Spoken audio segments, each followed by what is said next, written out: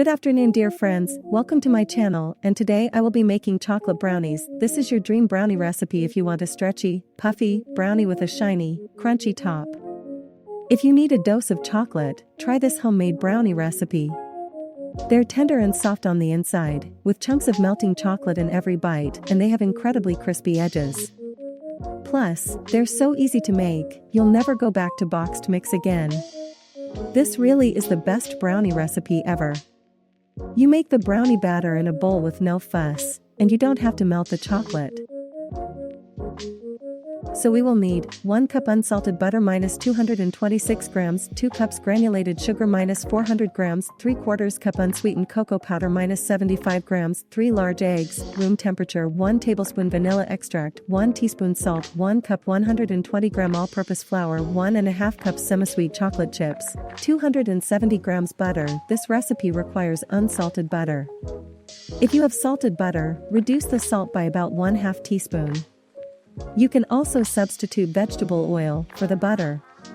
Cocoa powder. I make brownies with cocoa powder instead of melted chocolate, so the brownies aren't too sweet and the process is easier. You only need 100% cocoa content natural unsweetened cocoa powder. Eggs. Take the eggs out of the refrigerator about an hour before baking to allow them to come to room temperature.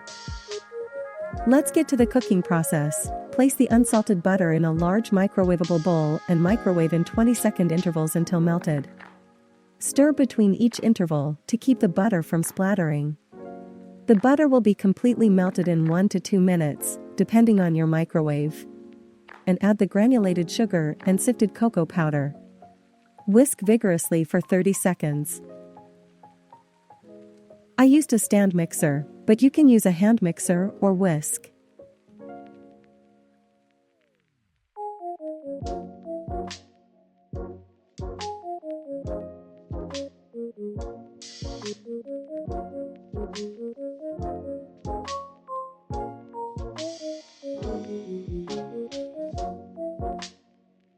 Add the eggs, vanilla and salt and beat until smooth.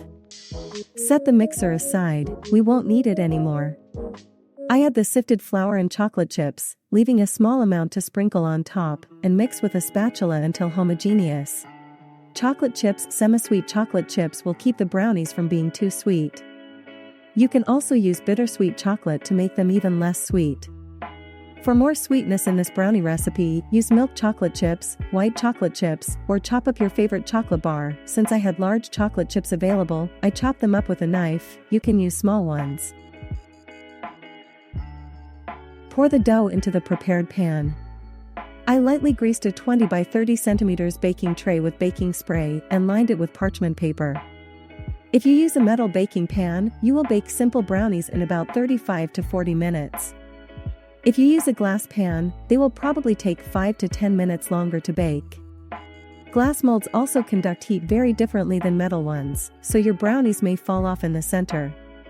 Metal also helps create crispy edges on the brownies.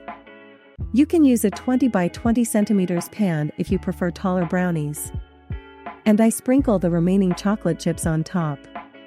Bake at 350 to 175 degrees for about 35 to 40 minutes.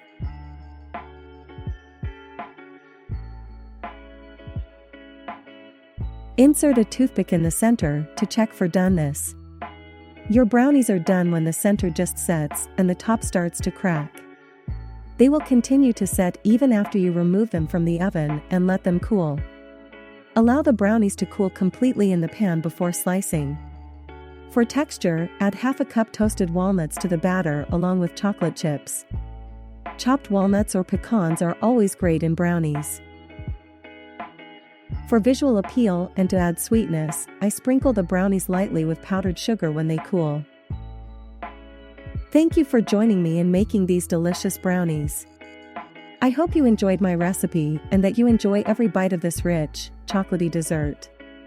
Brownies are always a great choice for any occasion, whether it's a party, family dinner, or just a sweet snack for yourself. Don't forget to subscribe to my channel so you don't miss out on new delicious and easy recipes.